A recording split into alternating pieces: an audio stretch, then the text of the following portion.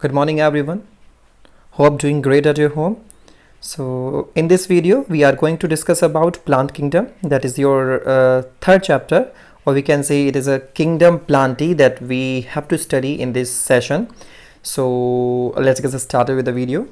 So जैसे कि आपने डिस्कस कर लिया है, पहले भी आपने डिस्कस किया है कि जो प्लांटी किंगडम है और काफ़ी सारे और भी किंगडम थे, क्योंकि विटेकर के अकॉर्डिंग 1969 में जो इन्होंने प्रपोज किया था 5 किंगडम सिस्टम क्लासिफिकेशन, तो उनके अकॉर्डिंग आपको पता ही है कि जैसे कि यहाँ पर आप देख सकते हैं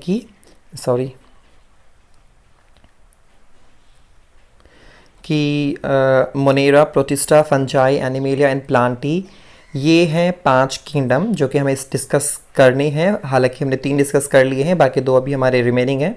सो प्लांटी हम आज डिस्कस कर रहे हैं।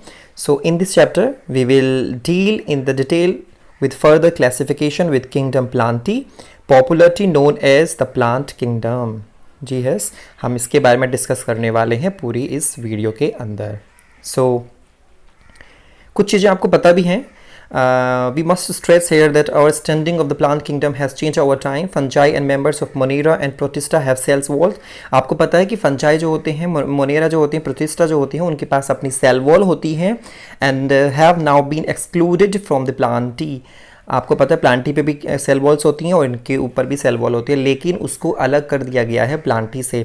Earlier classification put them in the same kingdom. आपको पता है कि जब स्टार्टिंग की अगर हम बात करें, सिर्फ 2 ही किंगडम होते थे, जिनके अंदर आपको पता ही है कि प्लांटी और एनिमेलिया। तो प्लांटी के अंदर ही मोनेरा, प्रोटिस्टा, फंजाई, ये सब चीज़ें एक जगह रखी जाती थी, लेकिन अब इसको अलग कर दिया गया जब से ये 5 किंगडम वाला जो क्लासिफिकेशन आया है।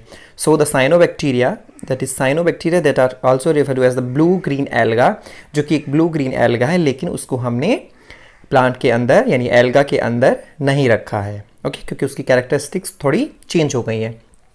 So in this session, in this chapter, not session, in this chapter we will discuss about plantae under algae, क्योंकि उसके फर्दर डिवीजन हमने प्लांटी को फर्दर डिवाइड किया है 5 कैटेगरीज में, जो कि है algae, bryophytes, pteridophytes, gymnosperm and angiosperms. Okay, हालांकि इस सेशन के लिए आपके सीबीएसई ने एंजियोस्पर्म्स को हटा दिया है, वो इस सेशन में आपको नहीं पढ़ना है। ओनली 4 ही क्लासेस प्लांटी की आपको पढ़नी है। Okay, so let us look at the classification within angiosperms to understand some of concern that influence the classification system।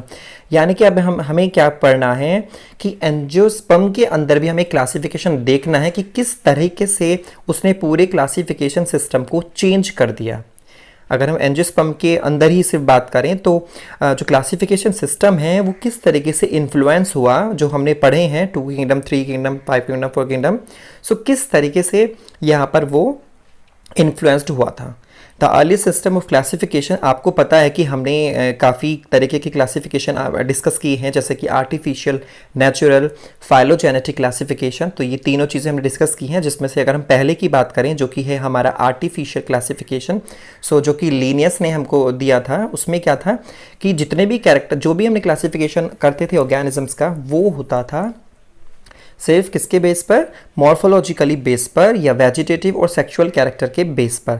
Morphologically देखो यहाँ पे लिखा भी है, the early system classification superficial morphological characters, जैसे कि प्लांट को हम देख लें, habitat, colour, number, shape of leaves, इसके बेस पर हमने उनको प्लांट्स को अलग कर दिया था।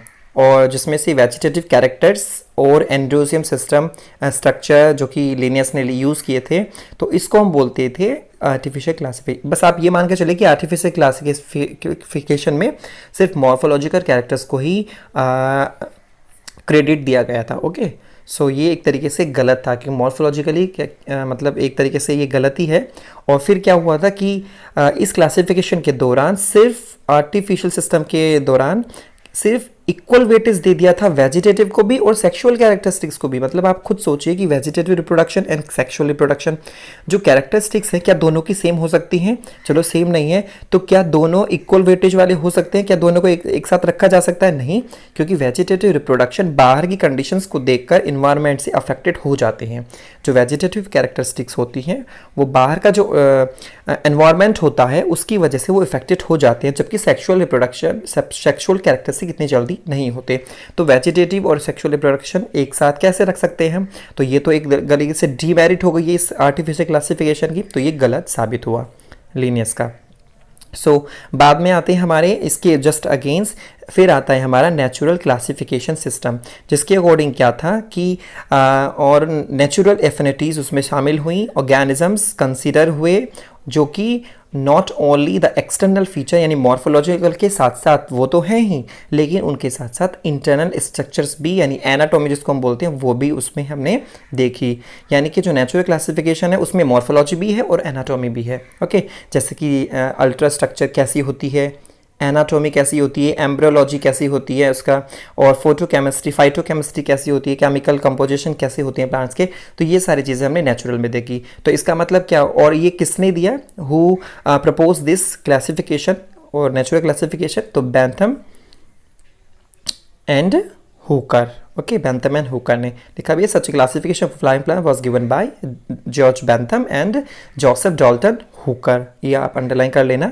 फिर आता है तीसरे नंबर का क्लासिफिकेशन, जो कि काफ़ी अच्छे तरीके का क्लासिफिकेशन है, जो कि ज़्यादा मॉडर्न क्लासिफिकेशन है, जिसको हम बोलते हैं फाइलोजेनेटिक क्लासिफिकेशन। अब फाइलोजेनेटिक सबसे पहले इसमें लिखा नहीं है कि किसने दिया था, तो आप लिख सकते हैं एंगलर, आपको मैंने पहले भी बता रखा है वीडियो में, and Prantl, angler and Prantl ने ये क्लासिफिकेशन दिया था फाइलोजेनेटिक। फाइलोजेनेटिक जहाँ पर भी आ जाता है दैट मीन्स कि इवोल्यूशनरी रिलेशनशिप के बातें हो रही हैं। तो इस क्लासिफिकेशन के दौरान इवोल्यूशनरी रिलेशनशिप जो होती हैं ऑर्गेनिजम्स की एक दूसरे से, तो उसके बेस पर हम क्लासिफिकेशन वहाँ पर करते हैं कि किस तरीके से वो एक दूसरे से लिंक्ड रहे होंगे, उनकी इवोल्यूशन रिलेशनशिप, इवोल्यूशनरी एसोसिएशन कैसा रहा होगा। So this assume the organisms belonging to the same taxa have a common ancestor. अगर सेम टैक्सा है तो उसके एंसेस्टर सेम ही होंगे। So we now use information from many other sources to help the resolve difficulties in this classification. These become more important when there is no supporting fossil evidence. अब यहाँ पर होता क्या है, मान लीजिए मैं आपसे बोलूँ कि फाइलोजेनेटिक क्लासिफिकेशन आपको करना है किसी ऑर्गेनिजम्स का, तो आपको क्या ज़रूरत पड़ेगी, मान लीजिए आप ह्यूमन बींग है, तो उसका अगर डीएनए जीनोम आपको चाहिए तो ईजिली कहीं से भी, क्योंकि इतनी ह्यूमन बींग्स हैं, तो आपको मिल जाएगा। लेकिन अगर आपको कंपेयर करना हो उसको फॉसिल्स जैसे कि डायनासोर से कंपेयर करना ह्यूमन बीइंग का डीएनए, तो क्या आप कर पाएंगे? नहीं, क्योंकि फॉसिल जो है हमारे पास डायनासोर का नहीं मिलेगा। तो ऐसी कंडीशन में फाइलोजेनेटिक क्लासिफिकेशन हमारे लिए डिफिकल्टीज पैदा कर देता है। तो ऐसी कंडीशन में डिफिकल्टीज जब पैदा हो जाएंगे तो हम क्या करें, फाइलोजेनेटिक तो हमारे लिए हेल्पफुल नहीं रहा। तो ऐसी कंडीशन में हमारे लिए एक फिर नई टैक्सोनॉमी हुई, जिनमें हमने अभी तीनों क्या टैक्सोनॉमी पढ़नी है, न्यूमेरिकल, साइटो एंड केमिकल, जो बेस्ड होती है कीमो। सो न्यूमेरिकल टैक्सोनॉमी यहाँ पर आई, जो कि फॉसिल से रिलेटेड, जो फॉसिल्स वाला काम यहाँ नहीं हुआ है वो यहाँ पर अब हो सकता है। तब होगा क्या, न्यूमेरिकल टैक्सोनॉमी, जो कि 3 टैक्सोनॉमी हमें पढ़नी है इस पूरी सेशन में। न्यूमेरिकल देख लीजिए, न्यूमेरिकल है, साइटो टैक्सोनॉमी एंड कीमो, जो कि नेम से सजेशन, न्यूमेरिकल यानी नंबर्स वहाँ पर होंगे, नंबर्स के बेस पर हमने क्लासिफिकेशन किया है या टैक्सोनॉमी किया है। यहाँ पर साइटो यानी साइटो का मतलब होता है सेल की स्ट्रक्चर के बेस पर हमने किया है, कीमो यानी केमिकल के बेस पर हमने उसका क्लासिफिकेशन किया। तो न्यूमेरिकल में क्या होगा, which is now easily carried out using computer is based on all the observation characteristics. Numerical taxonomy में हमें कंप्यूटर यूज़ करते हैं, एक्सेल बनाई जाती हैं, और कैरेक्टर्स जो भी प्लांट्स के कैरेक्टर्स होते हैं, आपको पता है अगर मैं एक प्लांट आपको देखने के लिए दूं तो आपको कितनी चीज़ें उसकी देखने को मिलेंगी, जैसे कि स्टमेन होंगे, पिस्टिल होगी, फ्लावर कलर होंगे, लीव्स होंगी, पेटल्स होंगे, सेपल्स होंगे, रूट्स होंगी, किस तरीके के रूट्स होंगी, है ना। सो ये चीज़ें आपको देखने को मिलेंगी। तो यहाँ पर क्या होगा, हर एक कैरेक्टर को हम यहाँ पर नंबर असाइन करेंगे। ओके, नंबर असाइन करेंगे, तो कंप्यूटर बेस्ड सारा काम है। हर एक कैरेक्टर्स को हम एक नंबर देते जा रहे हैं और एक कोड देते जा रहे हैं। तो number and codes are assigned to the all the characters and the data are then processed,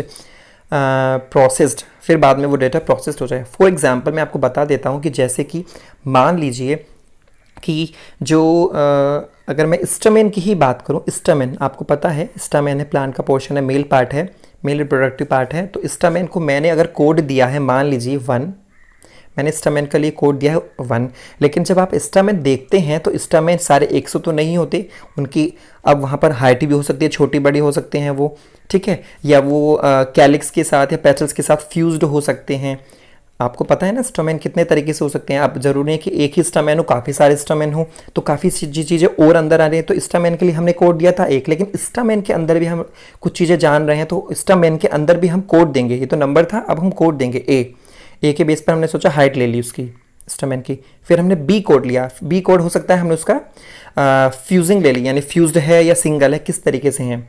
okay, तो फ्यूज्ड है या सिंगल है। फिर ऐसे ही सी हमने कोड ले लिया कि वो क्या वो एक है या काफ़ी सारे हैं, एक है एक से ज़्यादा हैं। तो ये ए बी सी डी हमने कोड दे दिए हैं स्टमेन के अंदर। तो ऐसे ही हम कुछ और कैरेक्टर्स के लिए नंबर और कोड असाइन कर सकते हैं। तो इन्हीं को हम एक्सेल पे अपने कंप्यूटर में सेव करके रखेंगे, तो हमेशा फ्यूचर में जब भी आप यूज़ करेंगे तो आपको ऑटोमेटिकली एकदम आपसे ये चीज़ें मिल जाएंगी। तो हर एक कोड, आप स्टमेन के लिए कोड एक दे दिया आपने, हो सकता है पिस्टल को कर रहे हैं तो 2 कोड दे देंगे वहाँ पर, कितनी पिस्टल है, फिर उसके अंदर और अलग से कोड आ जाएंगे। यानी पिस्टल का कोड नंबर दे दिया आपने 2, नंबर असाइन 2 कर दिया, उसके अंदर कोड भी आ जाते हैं। ऐसे आप रूट, ऐसे ही आप लीप, सभी को आप पोर्ट्स और नंबर दे सकते हैं। तो न्यूमेरिकल टैक्सोनॉमी में इस तरीके से हम काम करते हैं। लेकिन हमारी आती है साइटो टैक्सोनॉमी। साइटो का मतलब होता है सेल, यहाँ पे सेल के बेस पर हमें टैक्सोनॉमी करनी है। जैसे कि क्रोमोसोम का नंबर, कितने क्रोमोसोम प्रेजेंट हैं, स्ट्रक्चर कैसी है उस प्लांट की, कैसी क्रोमोसोम की स्ट्रक्चर है, उनका बिहेवियर किस तरीके से वो काम करते हैं। तो यानी पूरी एक तरीके से सेल के अंदर जो हम न्यूक्लियस इन चीज़ों के बारे में पढ़ रहे हैं, तो वो पूरी उसके बेस पर टैक्सोनॉमी हमें करनी है।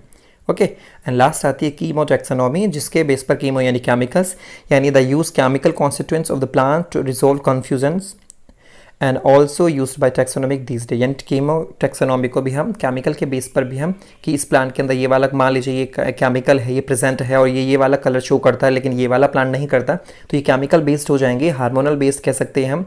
सो ये होती है chemo taxonomy. So I hope कि आपको इस चैप्टर के अंदर जो हमें क्लासिफिकेशन एंजियोस्पर्म के अंदर देखना था, तो किस बेस पर हमने क्लासिफिकेशन को थोड़ा सा इन्फ्लुएंस किया है, एंजियोस्पर्म की वजह से इन्फ्लुएंस हुआ है।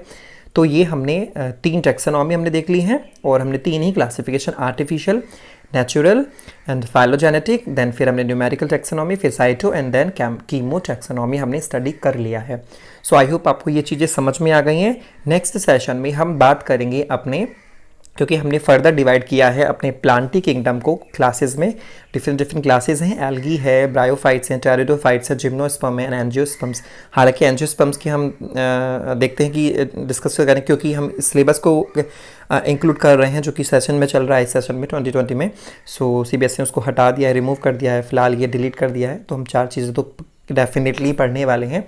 सो आई होप कि ये आपको वीडियो में समझ में आया होगा। So thank you so much, stay home, stay safe.